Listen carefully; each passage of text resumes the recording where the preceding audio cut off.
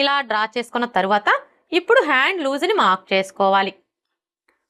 Hand loose వచ్చేసి ఇక్కడ చూడండి, మనం హ్యాండ్ పొడవు ఎక్కడ వరకు అయితే తీసుకుంటామో కరెక్ట్గా అక్కడి నుంచి టేప్ని ఈ విధంగా పెట్టేసుకోవాలి.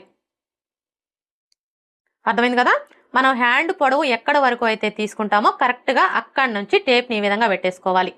అలాగే మనం టేప్ని ఈ విధంగా పెట్టేసుకున్నప్పుడు మరీ టైట్గా లాగకూడదు, అలా అని లూజ్గా కూడా పట్టుకోకూడదు. జస్ట్ ఇలా పట్టుకోవాలి. ఇక్కడైతే చూడండి, నాకు హ్యాండ్ లూజ్ వచ్చేసి 9 ఇంచులు వచ్చింది. ఇప్పుడు ఈ 9 ఇంచులకి 1 ఇంచ్ యాడ్ చేసుకోవాలి. అర్థమైంది కదా? ఇక్కడ మనకి హ్యాండ్ లూజ్ ఎంతైతే వస్తుందో దానికి ఖచ్చితంగా 1 ఇంచ్ యాడ్ చేసుకోవాలి. కరెక్ట్గా మాత్రం తీసుకోకూడదు. 9 ఇంచులకి 1 ఇంచ్ యాడ్ చేసుకున్నాము అంటే మనకి ఎంత వస్తుంది? 10 ఇంచులు. ఇప్పుడు ఈ 10 ఇంచుల్లో సగాన్ని తీసుకోవాలి. 10 ఇంచుల్లో సగం అంటే మనకి ఎంత వస్తుంది? 5 ఇంచులు. ఇప్పుడు ఈ 5 ఇంచుల్ని ఇక్కడి నుంచి ఇలా మార్క్ చేసుకోవాలి. అర్థమైంది కదా? హ్యాండ్ లూజ్ అనేది ఇక్కడ మనం హ్యాండ్ పొడవు ఎక్కడ వరకు అయితే తీసుకుంటామో కరెక్ట్గా అక్కడ తీసుకొని ఎంతైతే వస్తుందో దానికి 1 ఇంచ్ యాడ్ చేసుకొని అందులో సగాన్ని ఇక్కడ మార్క్ చేసుకోవాలి. ఇలా మార్క్ చేసుకున్న తర్వాత ఇప్పుడు చంక లూజ్ని మార్క్ చేసుకోవాలి. ఇక్కడ మనం చంక లూజ్ని మార్క్ చేసుకోవాలి అంటే ఫస్ట్ ఆది బ్లౌజ్కి చంక లూజ్ ఎంత ఉందో కొలుచుకోవాలి. చంక లూజ్ని కొలుచుకునేటప్పుడు బ్లౌజ్ని బ్యాక్ పార్ట్ వచ్చేసి పైవైపునకు ఉండేలాగా పెట్టేసుకోవాలి.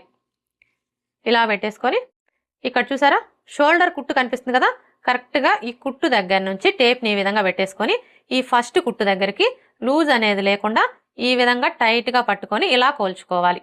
ఇక్కడైతే చూడండి, మనకి చంక లూజ్ ఎంత ఉంది? 7.75 ఇంచులు. ఇప్పుడు 7.75 ఇంచుల్ని ఇక్కడ మనం హ్యాండ్ పొడవు కోసం మార్క్ చేసుకున్నాం కదా, ఈ మార్కింగ్ దగ్గర నుంచి ఇలా మార్క్ చేసుకోవాలి. ఇలా మార్క్ చేసుకున్నాము అంటే మనకి చంక లూజ్ అనేది కరెక్ట్గా వచ్చేస్తుంది. ఇప్పుడు ఈ 2 మార్కింగ్ని కలుపుతూ ఒక లైన్ డ్రా చేసుకోవాలి.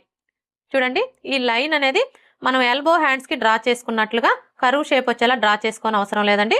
ఇలా స్ట్రైట్గా డ్రా చేసుకుంటే సరిపోతుంది. అర్థమైంది కదా? మనం ఈ లైన్ అనేది ఎల్బో హ్యాండ్స్కి డ్రా చేసుకున్నట్లుగా కరువు షేప్ వచ్చేలా డ్రా చేసుకోని అవసరం లేదండి. ఈ విధంగా స్ట్రైట్గా డ్రా చేసుకుంటే సరిపోతుంది.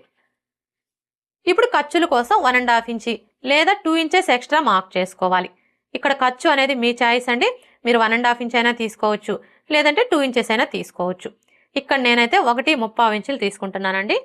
ఇప్పుడు ఇదే 1.35 ఇంచుల్ని ఇక్కడ కూడా మార్క్ చేసుకొని స్ట్రైట్గా ఇంకొక లైన్ డ్రా చేసుకోవాలి.